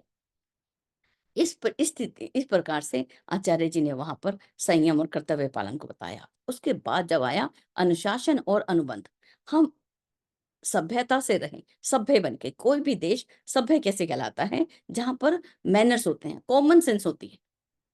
जब हम असभ्य कहलाते हैं, अविवेकी कहलाते हैं कि मैनर्स ही नहीं है, तो फिर उसको क्या बोलेंगे? असभ्य। उसको अनुशासन के उसमें रखा, डिसिप्लिन, ईश्वर के अनुशासन में रहना, वहाँ पर बहुत ही बारीकी से सिखाया गया। और अनुबंध, सेल्फ डिसिप्लिन में रहना। कोई हमें कहे, हम विरोध करते हैं, हम उपेक्षा करते हैं, असहयोग करते हैं, लेकिन उद्दंड होकर, उच्च श्रृंखल होकर, तो वो अनुबंध की श्रेणी में नहीं आता। तो ये प्रकृति का अनुशासन भी वहाँ दिखेगा और जीवों का, दीमक का, चींटी का उसके अंदर हमें दिखाई देता है। उसके बाद आता है अनुशासन, अनुबंध के बाद आता है सौजन्य और पराक्रम। हम सज्जन बने, लेकिन पराक्रमी साथ में बने। एक हाथ में शस्त्र और एक हाथ में शास्त्र। जब इस रूप में हम चलते हैं, तब लगता है कि एक योगी चल रहा है। देश के ऊपर आक्रमण होते रहें, समाज के ऊपर जिस बात का विरोध करना था, हम उसको विरोध ही नहीं कर पाते। जो हो रहा है होने दो, हमें क्या? हम तो योगी हैं। ये कैसा योगी आया? ऐसा योगी बने कि ये अनुचित है और इसका पालना नहीं होगी, ये नहीं माना जाएगा, एक्सेप्ट नहीं है। चलिए और यहाँ पर ब्रेक लेते हैं, आगे चलते हैं। सौजन्य और पराक्रम इस श्रेणी में आया, सज्जन बने, पराक्रमी बने। और उसके बाद है सहकार, सहयोग देना एक प्रवृत्ति है, तो सहयोग लेना भी है। दोनों ही काम आने चाहिए। हम सहयोग देने में तो बहुत आसान है कि हाँ, मैं तेरी हेल्प कर दूँ। लेकिन जब सहयोग लेना होता है, जब टीम मैनेजमेंट किया जाता है, दूसरे लोगों से काम करवाया जाता है, पत्थर तोड़ने वाले को ज़्यादा पैसे मिलते हैं या तुड़वाने वाले को? तुड़वाने वाले को। तो टीम मैनेजमेंट जो है वो हमें मिलती है सहकार और परमार्थ। परमार्थ के रूप में जो देता है ईश्वर कभी नहीं रखता। एक मुट्ठी बीज जो है अनेक बोरियों भर के आता है बदल के। वर्षा नदियाँ जो हैं देने के लिए दौड़ी चली जाती हैं। भेड़ ऊन देती है तो और मिल जाती है। रीछ को मिलता नहीं। तो इस प्रकार से वहाँ देने की जो परमार्थ की भावना है वो हमें दूसरे मंडल के वहाँ मिलती है हमें सहकार और परमार्थ में। तीसरे मंडल पे आ जाएँ, हमारे पास 4 मिनट हैं। तो उसके अंदर तीसरा मंडल जो है वो किसके लिए है? परिवार की व्यवस्था, जो अभी टीम मैनेजमेंट की बात हुई थी। परिवार की व्यवस्था कैसे करें और हमारी ज़िम्मेवारी क्या है परिवार को व्यवस्थित रखने के लिए? चाहे हम बच्चे हैं, चाहे हम युवा हैं, चाहे हम बुजुर्ग हैं। हम सबकी ड्यूटी है परिवार को मैनेज किया जाए। गृहस्थ जीवन किसे कहा? उसको तपोवन, उसको योगाभ्यास, उसको योगशाला, उसको पाठशाला, आचार्य जी ने सब जो दे सकते थे, सब दे दिया उसमें गृहस्थ जीवन के अंदर, तपोवन बता दिया। उसके तीसरा अध्याय जो है, उसके अंदर नारी का महात्म्य क्या है? नारी अपने ही स्वरूप को भूल गई। मैं कौन हूँ? उस स्वरूप को याद दिलाने के लिए कि तुम तो परिवार की धुरी हो, पूरा परिवार तो तुम्हारे अंदर इर्द-गिर्द चलता है। अगर नारी जो है वो शिक्षित नहीं है, स्वावलंबी नहीं है, समझदार नहीं है, तो परिवार की अच्छी गति नहीं हो सकती, दुर्गति होने वाली है, सबसे पहले। और आज जो हम लोग जो डिग्रीज़ के पीछे भागते हैं ना, हमारे एक पड़ोस में एक सज्जन रहते थे, उन्होंने 7 सब्जेक्ट में एमए किया था और किसी का भी एग्ज़ाम नहीं दिया। वो हम पूछते हैं, "क्यों जाते हो? क्यों पढ़ते हो इसको?" बोले, "सिर्फ़ नॉलेज लेने के लिए।" डिग्री के पीछे नहीं, इंटेलिजेंस के पीछे, विज़डम के पीछे हम नित्य स्वाध्याय करें। तो क्या यदि आज आप मेरी डिग्री देखेंगे, तो आप देखेंगे कि किरण दी आपने इतनी ही पढ़ाई की हुई है। वो शिक्षा है, वो डिग्रीज़ हैं, लेकिन आज हम निरंतर जो स्वाध्याय करते हैं, वो हमें डिग्री देती हैं। तो नारी अपने स्वरूप को पहचाने, अपनी निरंतर आत्मिक, शारीरिक, सामाजिक, आर्थिक हर तरह से अपने आप को सबल बनाए। संयमी बनाए, पुरुषार्थी बनाए, तब लगता है कि इस परिवार ने उन्नति की है। जो भूलें पीछे हुई हैं, अब उसको नज़रअंदाज कर देना है। लेकिन नारी भी दोनों ही अब उसके बाद जो है गृहस्थ आश्रम के अंदर सब कुछ बताया, अब उसके बाद बताया शिशु निर्माण। हम शिशु का निर्माण करें तो कैसे? बहुत ही खूबसूरत ढंग से वहाँ पर एक माली किस तरह से अपने पौधों का ध्यान रखता है। एक गमले के अंदर कितने पौधे चाहिए? एक पौधा कि एक नॉलेज हमें होनी चाहिए कि ये पौधे इस तरह से इकट्ठे होके रहते हैं। ये तो अकेले में ज़्यादा बड़ा सुंदर होता है। जब माली को इतनी नॉलेज है, तो माता-पिता को ये नॉलेज क्यों नहीं है कि कितने बच्चे और उनको किस प्रकार से पालन-पोषण करना है? वो वहाँ पर बताया। वृद्धजनों का महात्म्य बताया। उम, जी, आगे चलते हैं 2 मिनट बस। इसके बाद जो है वृद्धजन महात्म्य, पूरा विश्व मेरा परिवार है, इस बात के ऊपर आचार्य जी ने विश्व परिवार की बात की। वसुधैव कुटुंबकम की। आगे चलते हैं, चतुर्थ मंडल जो है देव संस्कृति खंड है। विद्या किसे कहते हैं और अविद्या किसे कहते हैं? आत्म जगत और भौतिक जगत, कैसे उनके अंदर बैलेंस किया जाए। देव संस्कृति खंड एक बहुत ही खूबसूरत है। उसको जब हम पढ़ते हैं तो मालूम पड़ता है भारत की संस्कृति है क्या? बहुत ही खूबसूरत है। अभी-अभी अब अगला अवसर मिलेगा तो उसको भी ज़रूर पूरा करेंगे। और पंचम मंडल जो है आत्मबोध प्रकरण है। बोधत्व के स्तर तक, आत्म परिष्कार का, कैसे हम आत्म निर्माण करें और आत्म निर्माण करें, आत्म विकास करें, वो हमें याज्ञवल्क्य ऋषि बताते हैं। बहुत ही खूबसूरत, आजकल हम बहनें मिलकर पढ़ती भी हैं। और उसके बाद जो आता है हिमालय का इम्पोर्टेंस, देव ऋषि नारद अब यात्रा पे परिव्रज्या पे ले चलते हैं सबको अपने साथ और हिमालय का और ऋषि परंपराओं को पुनर्जागरण करने का काम पूरा करके ही आचार्य जी प्रज्ञा उपनिषद को वहां पर उसको पूर्णता देते हैं। जब तक ऋषि परंपरा का पुनर्जागरण नहीं हुआ, जब तक अपनी बात को बोलते ही रहते हैं। तो आज हमने उन गुरु को अपने अंदर ध्यान करते हुए हमने भी उसी ऋषि परंपरा को उतारना है। जिनको योग में रुचि है तो पतंजलि की श्रेणी उसमें चल पड़े, जिनको ये जड़ी बूटियों में है तो चरक की प्रणाली को अपना लें, जिनको स्वाध्याय में रुचि है तो उसमें ले लें, याज्ञवल्क्य की इच्छा है, उनकी पद चिन्हों पर चलना है तो यज्ञ के क्रम पे आगे बढ़े। तो एक एक उस ऋषि परंपरा को आज हमने पुनर्जीवित करने के लिए ही हम यहाँ बैठे हैं, नहीं तो क्या जरूरत थी बैठने की, जो अपना भी समय और दूसरों का भी समय खराब कर रहे हैं। तो उस परंपरा को हम पुनर्जीवित करें, हम योगी बने, हम अवधूत बने, हम परमहंस बने, हम स्थित प्रज्ञ बने। उस अवस्था को पाने के लिए हमें बहुत ही साधारण एक जो निरालंब उपनिषद एक एक लाइन की व्याख्या के रूप में हमने समझा, तो मुझे लगता है अच्छे से क्लियर हुआ होगा। फिर भी कोई प्रश्न हो, आप कभी भी एक मैसेज से, हम बहन भाई हैं, गुरु बहन भाई हैं, गुरु भाई गुरु बहनें हैं, हम मिलजुल कर हाथ पकड़कर आगे बढ़े। इसी के साथ मैं अपनी वाणी को विराम देती हूँ। आपने बहुत धैर्य से सुना, धन्यवाद। जय गुरुदेव। बाबूजी। बहुत बहुत धन्यवाद दीदी। जी।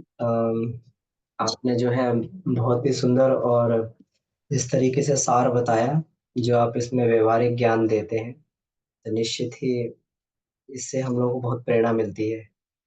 तो और एक बात इसमें ये भी आई कि बाबूजी से भी निवेदन है, बाबूजी कृपया इसमें आप भी हमें अपना आशीर्वाद दें। तो इसमें जो एक चीज और है कि जो आपका ये रहता है कि एक विशेषता एक टीचर के रूप में कि टीचर हमेशा तैयार रहे। तो जब भी हमारे कोई टीचर इसमें एब्सेंट हो जाते हैं या तात्कालिक कुछ इस तरीके से आ जाता है, तो हम जो है किरण दीदी को बोलते हैं।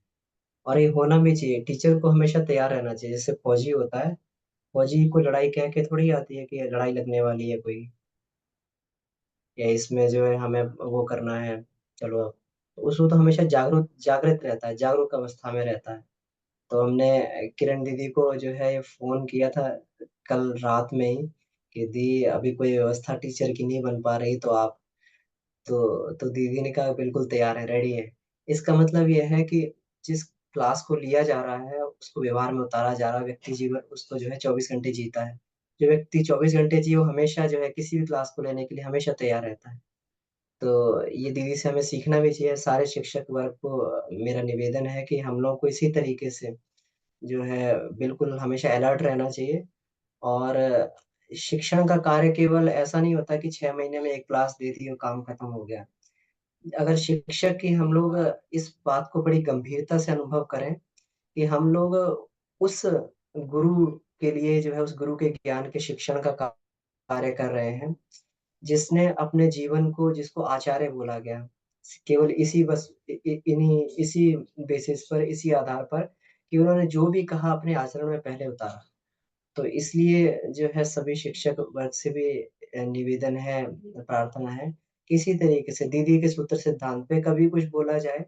क्योंकि और दूसरा ये रहता है कि जो शिक्षकों की क्लासेस इसमें तय रहती हैं, तो उसको गंभीरतापूर्वक उस चीज़ को हमेशा लेना चाहिए हम लोगों को कि हमारी क्लास है, तो उसको जो है शुरू से शेड्यूल डाल दिया जाता है, तो उसको ध्यान देना चाहिए कि हमारी क्लास है, तो उसको कम से कम 1 या 2 महीने पहले से उसको तैयारी चालू कर दें, तो उसको व्यवहार और आचरण में भी उसको उतारा जा सके। तभी ये सार्थक और सफल शिक्षण होगा। तो बहुत-बहुत धन्यवाद है आप सभी को, जो इतना बढ़िया, मुझे नहीं लगता कि इतना बढ़िया शिक्षण कार्य कहीं पे चल रहा है। इतने बढ़िया शिक्षक किसी समूह से जुड़े हुए हैं जितना हमारे पास में गुरुदेव के हीरे के रूप में है। तो बहुत-बहुत धन्यवाद दीदी आपको।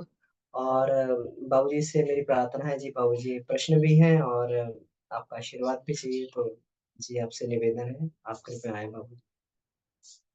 जी बाबूजी प्रणाम।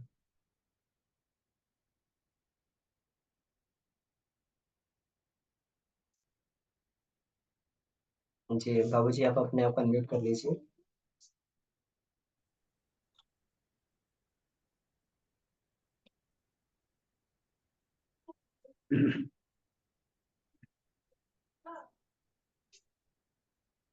जी अमन जी प्रणाम, किरण दी को प्रणाम, धन्यवाद।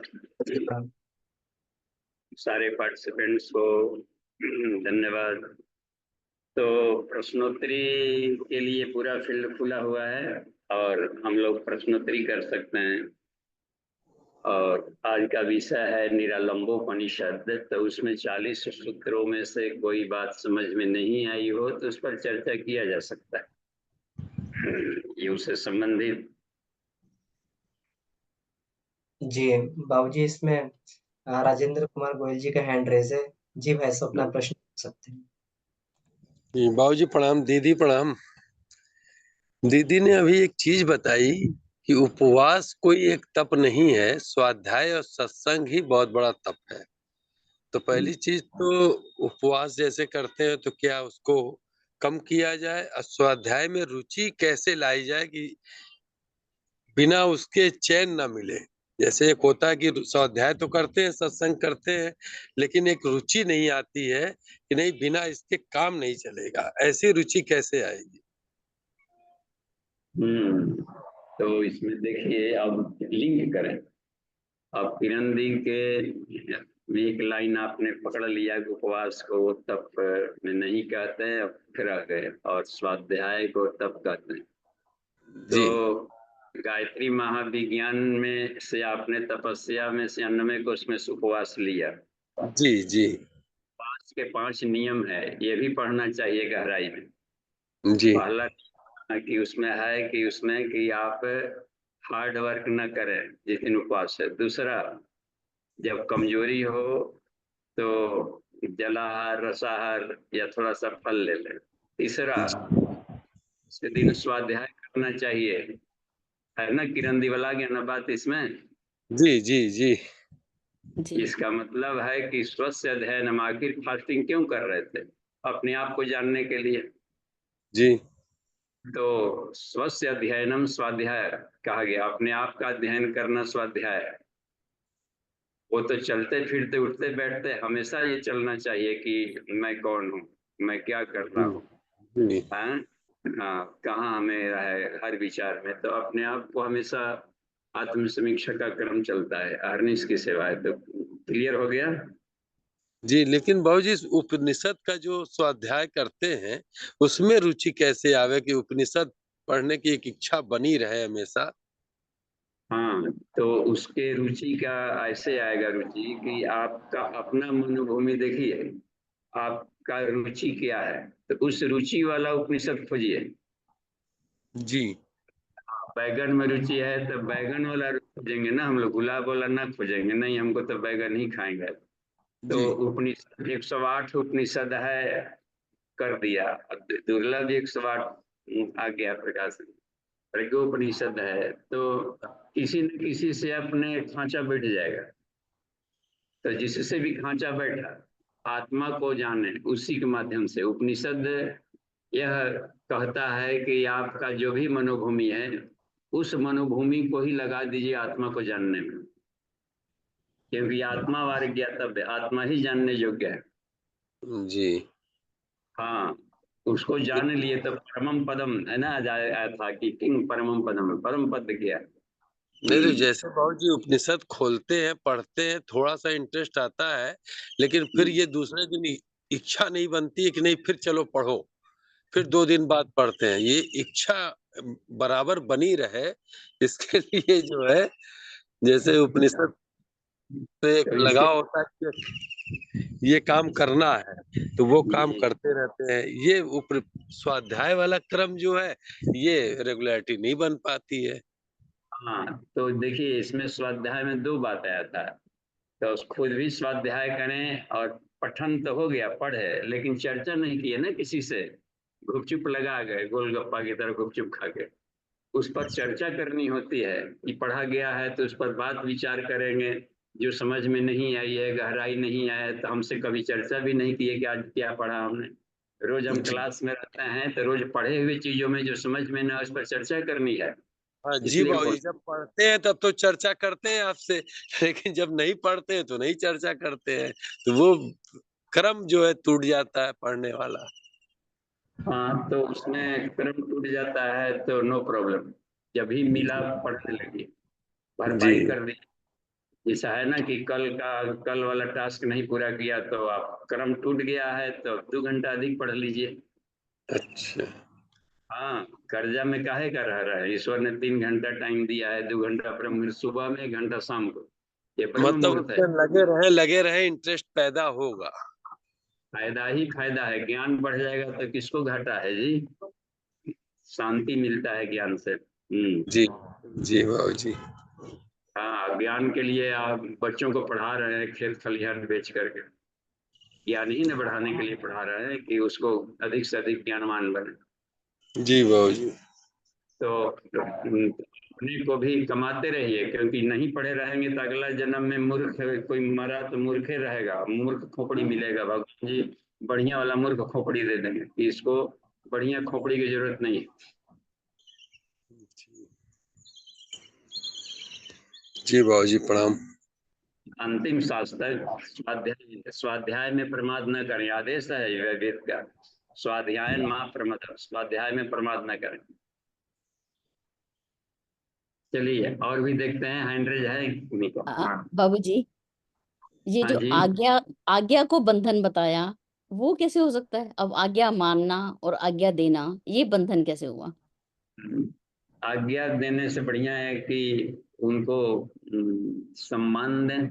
सलाह लेना था ना, सलाह देने का है कि लगे बिना पूछ ले, जी। बिना पूछे सलाह देते चलना खराब है। मतलब कि हम अधिक ज्ञानी है, तू मंद बुद्धि का है। और बिना आज्ञा मानना, आज्ञा मानना तब ये है कि अब वो है कि आज्ञा है तो हमें देखना पड़ता है कि हम इसमें हमारी आत्मा का विकास है कि नहीं। इतर मत्वा ज्ञान केंद्र हम स्वतंत्र विचार, स्वतंत्रता पूर्वक विचार करें। अब उसमें आ जाता है तो पार्टियों में जाएंगे तो सारा वैरायटी का उसमें भोजन है, डाइट है, अव्यय है, वेज नॉन वेज से लेकर के क्या क्या इतना रहता है कि काउंटरे गिनते रह जाइए। तो उनका है कि चलिए जाइए, सारे बराती लोग सभी काउंटर का एंजॉय लें। तो आज्ञा दे दिया तो थोड़े सब खा लेगा।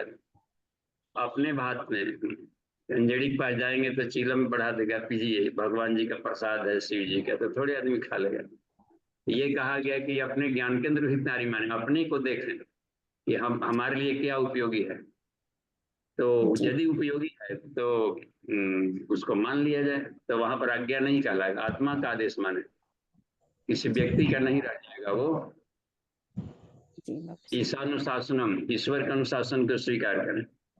तो आज्ञा भी अपनी इच्छा को नहीं थोपना चाहिए बच्चों पर या किसी और पर। उनकी इच्छा को हम देखें कि उनकी इच्छा का सम्मान करें और उसके घाटे नाफे पर दोनों मिलकर स्वस्थ मस्तिष्क से चर्चा करें। तो यह रहती है बात। क्योंकि देखिए इसमें भी दे दिया गया है कि मनुष्य को एक छूट दिया है। प्रज्ञोपनिषद की चर्चा आपने किया तो प्रथम ही अध्याय में है उनमें कि तुमको छूट दिया हर मनुष्यों का कि अपने ढंग से जीवन जी सकता है। किसी का कोई अपना नाजायज लाभ उठा लिया है तो दुख कष्ट भोग रहा है। मनमानी जीवन स्वतंत्रता का, तो ईश्वर ने सबको लिबर्टी दिया है। तो हम अपना आदेश क्यों देते हैं कि तो ऐसा करो ना करो? सुन लेगा लेकिन करने के लिए बाध्यता नहीं है उसके। ईश्वर ने एक विशेष पावर दिया है ना कि नहीं, हम आप कर रहे हैं तो ठीक है, आपकी अच्छी बात है, लेकिन हमको ये पसंद है, बस आप रोकेंगे तो लुक छिप के कर लेगा वो। तो कृष्ण ने भी सारा ज्ञान दे दिया, अंत में कहा कि हे अर्जुन जो कहना था हमने कह दिया, निर्णय तुमको लेना है। शिव जी ने भी सुना दिया था कि यह है कि हमने सब काम कह दिया कार्तिकेय को, कहा कि देखिए निर्णय तुमको लेना है। तो निर्णय हमेशा उसी को पक्ष में रहेगा, हम अपना निर्णय न थोपें किसी पर। जी ठीक है, धन्यवाद। और चर्चाएं हो सकती है।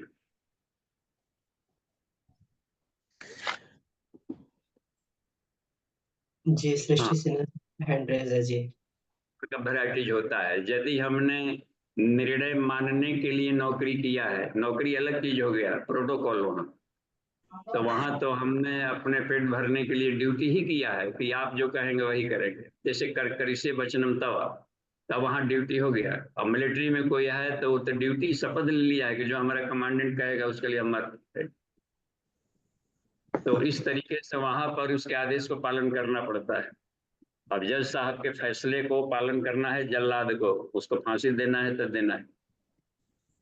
तो वहां पर इसलिए कहा अर्जुन को कि तुम पर पाप नहीं चढ़ेगा। इसलिए नहीं चढ़ेगा कि मैं कह रहा हूं उसको तुमने किया, तो सारा पाप जो क्षमा महा में मैं ले रहा हूं।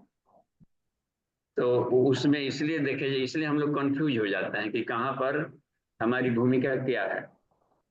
बस, तो यदि हम इसको कमिटमेंट कर बैठे हैं कि चाहे जो भी मिले करेंगे, तो फिर वो अपना आत्मानुशासन के अंतर्गत कहलाएगा। उसका आदेश होते हुए भी उस सेल्फ करेलाइजेशन है वो। अमन जी, कुछ स्पष्ट हो रहा होगा? जी, थैंक यू। जी बाबा जी। जी हाँ जी। तो देखिए, तो और हैंड रेज है हाँ कहीं जी, हाँ जी। कहीं? सृष्टि सिन्हा जी का हैंड रेज है जी। आप कोई प्रश्न पूछना चाहते हैं तो पूछिए, आप अनम्यूट हैं जी। कोई भी या साधना संबंध कुछ भी अध्यात्म विषयक उपनिषद सार्वभौम होता है, ऐसा नहीं कि जो उसमें व्याख्या की गई वहीं तक सीमित है। अनंता वही वेदा, उसके अनंत विस्तार होते हैं। तो थोड़े शब्दों में ऋषि लोग संकेत कर देते हैं। जी प्रणाम बाबूजी। जी प्रणाम। शुरू। बाबूजी, मेरा प्रश्न गायत्री महाविज्ञान से है। वेद और शास्त्रों को पढ़ने से ब्रह्म तत्व नहीं हो सकता। तीनों कालों में गायत्री की उपासना से ब्रह्म तत्व होता है, अन्यथा वह द्वेष नहीं रहता। यहाँ पे उपासना का क्या तात्पर्य है? आपको समझ में आया अमन जी? आवाज स्पष्ट नहीं थी।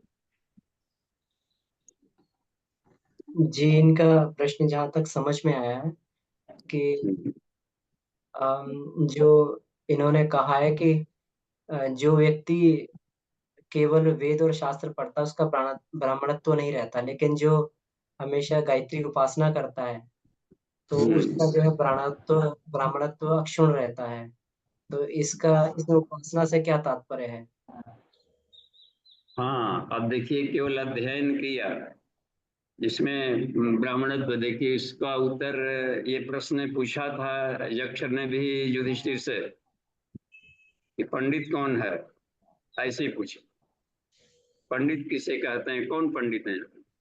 इन्होंने कहा पाठक पाठकाश्चैव ये चान्य शास्त्र चिंतका, जो पढ़ते हैं या जो लोग पढ़ाते हैं या जो लोग शास्त्रों का मनन चिंतन करते हैं।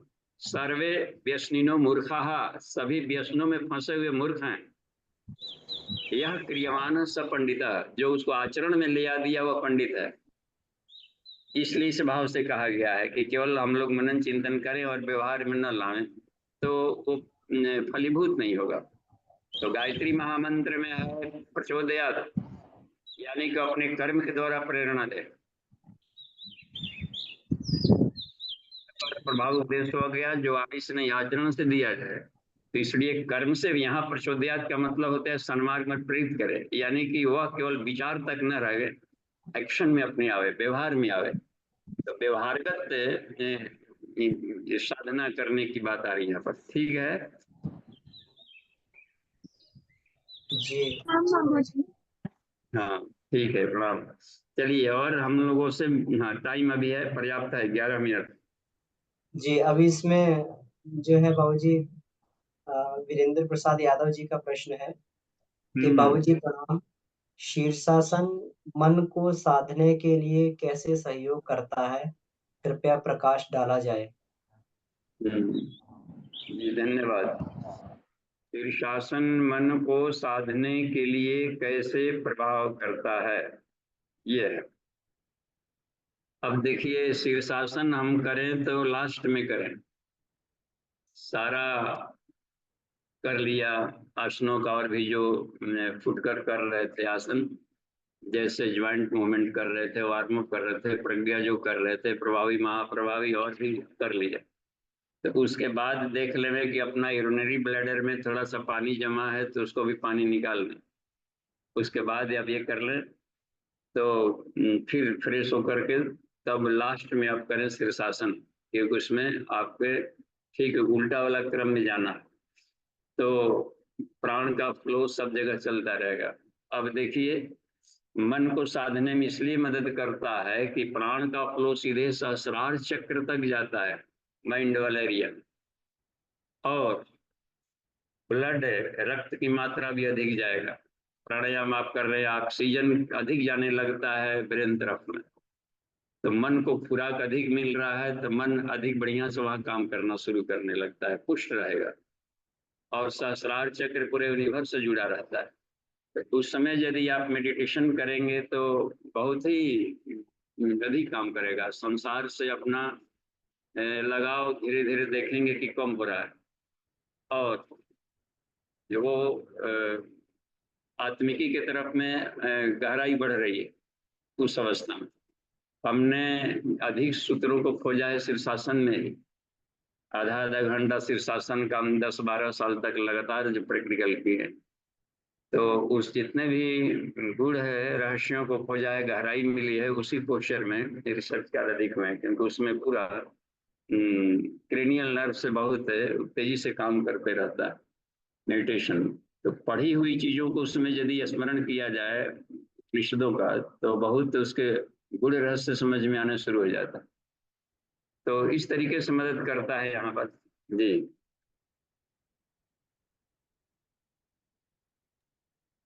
जी बाबूजी। इनका और भी पीछे का प्रश्न था नितिन जी, इनका जो कि कल नहीं हो पाया था, आचार्य वीरेंद्र जी का आज हैं क्लास में। तो जी बाबूजी, इसमें गोकुल जी भाई साहब का हैंड रेज है। बाबूजी जी प्रणाम। जी प्रणाम। बाबूजी अभी एक उपनिषद शैली में किरण दीदी ने एक प्रश्न किया, पहला प्रणाम तो किरण दीदी को। उन्होंने खुद अभी उस उपनिषद में बताया आज्ञा का अर्थ, और फिर आपको प्रणाम किया, आपने दोनों आज्ञा को किस प्रकार मानना है, कहानी मानना, दोनों को भी एक्सप्लेन किया। उसको सुनते समय एक विचार मन में आया, तो मैं सोचा कि सबके लिए मैं अपने एक मन के भाव को रख दूं। बात यह है कि यहाँ पर प्रश्न इसलिए आ गया कि आज्ञा क्या है। अभी जो उपनिषद पढ़ा गया ये विज्ञानमय कोश की स्थिति में आए हुए साधक के लिए था, लेकिन जो साधक प्रारंभिक चरण की स्थिति में है, अन्नमय प्राणमय मनोमय कोश की स्थिति में है, वहां तो उसको आज्ञा का पालन करना ही पड़ेगा, गुरु की आज्ञा का पालन करना पड़ेगा, उसको पथ दिखेगा, उसके ऊपर में काम करेगा, तब वो अपने आप को समझ पाएगा, जान पाएगा, और वहां जाकर के फिर उसके लिए सामान्य आज्ञाओं का विशेष महत्व नहीं रहेगा, फिर ईश्वर का अनुशासन ही महत्वपूर्ण हो जाएगा। मुझको ये बात को मैंने इस ढंग से समझा है, तो मैं सोचा कि अभी अमन भैया ने कहा था कि शिक्षकों को भी अपना काम करना चाहिए, तो मैंने इस बात को इस ढंग से समझा और रखा। प्रणाम भाई जी धन्यवाद। अब इस पर थोड़ा सा और हम लोग इसमें गहराई लें। अब यह है कि गुरु के आदेश का शुरू में पालन करना चाहिए, तो फिर एक नया प्रश्न आ गया इसमें कि फिर गुरु कौन है। तो अब इन पर आ गया था, एक बार हम लोग पारिवारिक ढंग से ही क्लासेज ले रहे थे गुरुदेव, तो किसी ने उनको गुरुजी, प्यार से ही अपना हम लोग जब गुरुदेव को बोलेंगे तो थोड़े सम्मान कम रहेगा, तो गुरु जी के शब्द का संबोधन किया गया, तो गुरुदेव अचानक यूटर्न ले लिए। उनका पढ़ाने का तरीका ही बड़ा गजब रहता था। तो उन्होंने कहा कि ये तो हमको कहीं का नहीं छोड़ा, गुरु आज गुरु शब्द भी गजब का मोड़ ले लिया है। गुरु माने गुरु घंटाल को भी गुरु कहा जा रहा है, पाकिट मार भी गुरु कहा था, कहा गुरु का हाल चाल है, तब तो बड़ी बात है। तो हमने अपने गुरु को कभी गुरु नहीं कहा, बॉस कहते हैं। तो मन यही बात आ गई थी कि उपनिषदों वाला गुरु यदि हो तब उसके बात मानेंगे, कि क्योंकि वहां पर कहा है कि गुरु कौन है, तो सर्व शरीरस्थ चैतन्य प्राप्त गुरु रूपाश्य। संसार के सारे परिवर्तनशील वस्तुओं में एक ही अपरिवर्तनशील चैतन्य सत्ता दौड़ रही है, उसका जो साक्षात्कार पर अनुभव करा सके उसको गुरु कहते हैं। तो ऐसा गुरु कभी भी आपको आदेश खराब नहीं देगा और शरीर भाव वाला नहीं देगा, उसके हर आदेश में आपके आत्मिक विकास जुड़ा रहेगा। तो ऐसे गुरु का आंख मूंद करके पालन करना चाहिए। इसलिए शुरू में ही गुरु का निर्धारण संभल कर करना चाहिए कि जो वशिष्ठ और विश्वामित्र स्तर का है वही गुरु बन सकता है जो आपका आत्मिक विकास करेगा। है ना, उसमें कि गायत्री मंत्र की दीक्षा तो आचार्य भी दे सकता है, लेकिन वह पूर्णता तक नहीं पहुंचा सकता। तो हमें हर शब्द के भीतर में एक नया शब्द जो जोड़ देते हैं ना, उसके चलते सत्यता ढकनी नहीं चाहिए और वो हमेशा हाईलाइटेड रहना चाहिए। जी धन्यवाद। बाबूजी प्रणाम। जी, और भी किसी तरीके से साधनात्मक प्रश्न ये उपनिषद का है, कहीं से भी किसी भी तरह से उपनिषद स्वाध्याय में या अपने 5 कोषों की साधना में कहीं पर कुछ संशय हो रहा हो तो हम लोग रख सकते हैं या जी बाबूजी, ये आचार्य जी का एक प्रश्न पहले का था। तो आचार्य जी पूछते थे कि मन क्यों नकारात्मक विचारों में ज्यादा रुचि लेता है, कृपया स्पष्ट करें। पहले से चस्का लगा होगा इसलिए लेगा। मन उधर ही जाता है जिधर उसको चस्का लगा रहता है। तो और निगेटिव है, अभी सुलझे मन से सोच रहे इसलिए लग रहा है कि वो निगेटिव है, लेकिन उसको इतना चस्का लगा दिए हैं कि अवचेतन मन में चला गया है ना, वहां पर बाहर वाला ज्ञान काम नहीं करता है। सारा शास्त्र पढ़ा लिखा उसको ऐसे फेंक फाक करके छलांग लगा देता है भीतर वाला। तो उसको संस्कार में जाने तक पहले चस्का लगा दिया गया, अपने अवचेतन मन में डाल दिया गया। तो फिर उसकी जड़ें थोड़ी गहरी है, तो जहां वैसा माहौल देखेगा तो वो फुदक जाएगा वहां से। वो चुंबक मैग्नेटिक फील्ड वातावरण से प्रभावित कर लेता है वो, और वातावरण को उसमें कह दिया जाता है ग्रेविटेशनल फोर्स, तो उसका बहुत शक्तिशाली होता है वो भीतर वाला चुंबक, निकल जाएगा उधर। तो वो गुरुत्वाकर्षण के सिद्धांत पर काम करने लगता है। तो हमें अपने भीतर में अवचेतन की सफाई करेंगे तो उधर नहीं जाएगा। मेडिटेशन किया जाता है अवचेतन मन की सफाई करके सुपर चेतन के प्रकाश भरने के लिए मेडिटेशन है। देखिए सुभाष चंद्र सिंह जी का है हैंड्रेज जी, प्रणाम, उनको स्वीकृति दीजिए। अमन जी।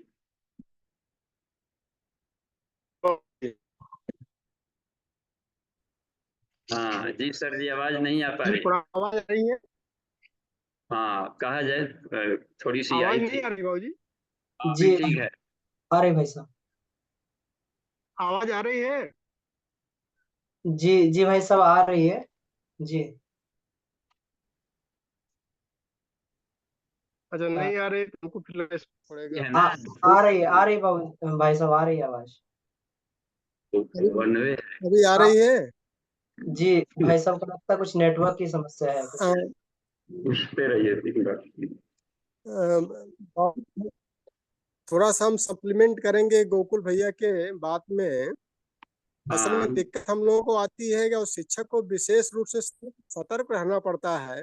शिक्षा करते हैं बाबूजी तो ये देखा जाता है कि जो शिक्षक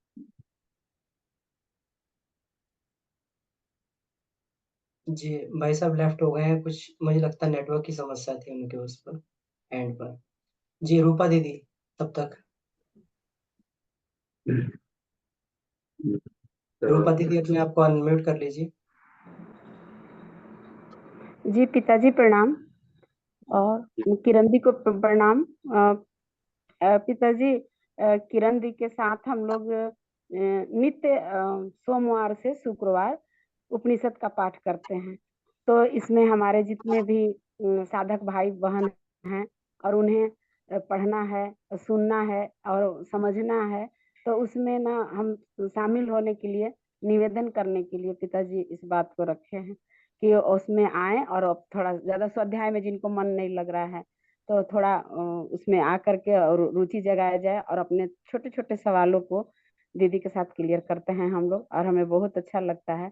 और हम सबको इसमें बुला रहे हैं आग्रह पूर्वक कि आए उस उपनिषद की कक्षा में। और प्रज्ञा उपनिषद भी है और उपनिषद भी, तीनों उपनिषद, ब्रह्म विद्या खंड, ज्ञान खंड अभी चल रहा है दोनों, एक प्रज्ञा उपनिषद, 3 चल रहा है। तो इसी के लिए निवेदन, सभी को प्रणाम। जी भाई साहब। हाँ बाबूजी समय तो हो गया है, बस 1 मिनट और ले लेंगे बाबूजी।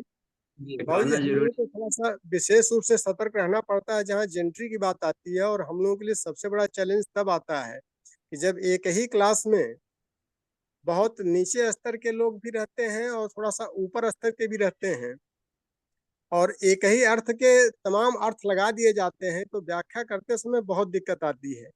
शुरुआती दौर के साधक को लिए तो आलम्ब की बहुत सख्त आवश्यकता रहती है। अगर उसी स्तर पर हम निरालंब पढ़ाने लगेंगे तो सब अर्थ का अनर्थ होने लगेगा। तो निरालंब जो है ये तो फिर विज्ञानमय कोश के लिए ही बेहतर रहता है। उसकी व्याख्या कैसे की जाए कि जब एक ही क्लास में हर स्तर के लोग बैठे हों? तो अब इसमें हर स्तर के लोग बैठे हैं तो ये पता चलना चाहिए कि ये विषय चल रहा है उच्च स्तरीय कक्षा का। अब रोका नहीं है, उसमें बंधन डाल दिया जाए कि केवल वही लोग जाएं जो विज्ञानमय कोर्स में हैं। तो अब इसका पैरामीटर भी तो नहीं है, हर कोई के भीतर में ईश्वर आत्मा है। हो सकता है कि उसको बात समझ में आ जाए, क्योंकि ईश्वर तो हर एक हृदय में बैठा हुआ है। हमें तो अपने सब्जेक्ट में जो सब्जेक्ट है उसी सब्जेक्ट को ही हम पढ़ाएं उसी रफ्तार में, उसी गहराई से। और जिनको समझ में नहीं आएगा वो स्वतः ही उसमें से निकल जाएंगे कि ये भारी है, माथा के ऊपर से छटक के चला जा रहा है। तो तो ये उपनिषद इसका निर्धारण तो जरूरी पड़ता है बाबूजी। इसीलिए जब भी हम लोगों को कहीं पर अगर प्रोफेशनल में भी पढ़ाना होता है तो यही रहता है कि भाई पढ़ने वाली जेंट्री किस लेवल की है, किस स्तर के अधिकारी उसमें बैठे हैं, तो उस स्तर के हिसाब से फिर उसकी व्याख्या की जाती है। और यहाँ पर अगर हम निरालंब की व्याख्या करने लगते हैं तो जो साधारण स्तर के लोग होते हैं उसका अनर्थ लगा करके चले जाते हैं और फिर बाद में बताते हैं क्लास में तो ये बताया गया था कि ऐसा नहीं करना चाहिए और यहाँ ये तो बताया गया ऐसा करना चाहिए, तो बड़ी समस्या पैदा हो जाती है। तो वो समस्या प्रैक्टिकल बाहर भी यदि हम लोग कहीं क्लास लेते हैं तो सभी का मेंटलिटी वैसा नहीं होता है। वो भी 1000 वैरायटी का अर्थ लेके जाएंगे, क्योंकि हर आदमी सोचने का तरीका, अर्थ निकालने का तरीका अलग है। 10 बैठे हैं भले ही कक्षा में, सब टॉप नहीं करते। उसी में कक्षा में कुछ छात्र प्रोफेसर के बात को समझते हैं, जबकि एक ही क्लास वाले हैं, एक ही कैडर के हैं, तो भी मन की स्थिति सबकी अलग अलग बनावट है। तो हमेशा अनंत अर्थ में लेंगे ही लेंगे। अब रह गया कि ये पता चल गया कि कुछ छात्र बैठे हैं, कुछ महिलाएं हैं, कुछ बड़े लोग हैं, कुछ प्रोफेसर लोग भी बैठे हैं, तो ऐसे में शिक्षक हैं, उनको सभी तरह की व्याख्याएं करनी पड़ती है। तो सारी व्याख्याओं को एक लाइन बच्चों के भी लाभ मिल जाए, वो आए तो बेकार न जाए। उसको उसको बच्चे लोग इस अर्थ में लेंगे, गृहिणी इस अर्थ में लेंगे, तो मल्टीफेरियस से फिर व्याख्या करनी पड़ती है। जी तो थोड़ा सा शिक्षण के लिए भी मतलब सतर्कता बहुत जरूरी पड़ जाती है। तो प्रखर प्रवक्ता के कुछ गुण है, इस पर हम कभी क्लास लेंगे कि प्रखर प्रवक्ता को ध्यान देना पड़ता है कि ऑडियंस में कितने वैरायटी के लोग हैं, तो सभी को लोगों को लाभ मिलना चाहिए, किसी को बेकार नहीं जाए। तो बाबूजी हम अब चाह रहे थे इसी पॉइंट को कि 1-2 क्लास जो शिक्षकों का है, जो शिक्षक ले रहे हैं, उनको अपने आचरण में किस अनुशासन को पालन करना पड़ता है जिससे समस्याएं आती हैं, तो थोड़ा सा इस पर एक अलग से क्लास जो है खाली शिक्षकों का हो जाए वो ठीक रहेगा।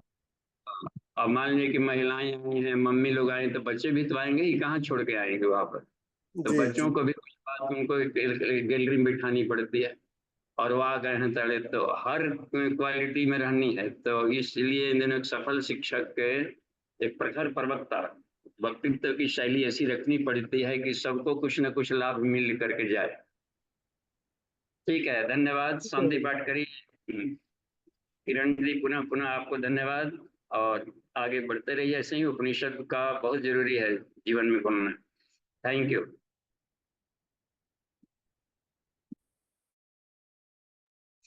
जी धन्यवाद दीदी। कृपया शांति पाठ करने जी कृपा कर। जी भैया, एक बार ओम, 3 बार शांति। नहीं ओ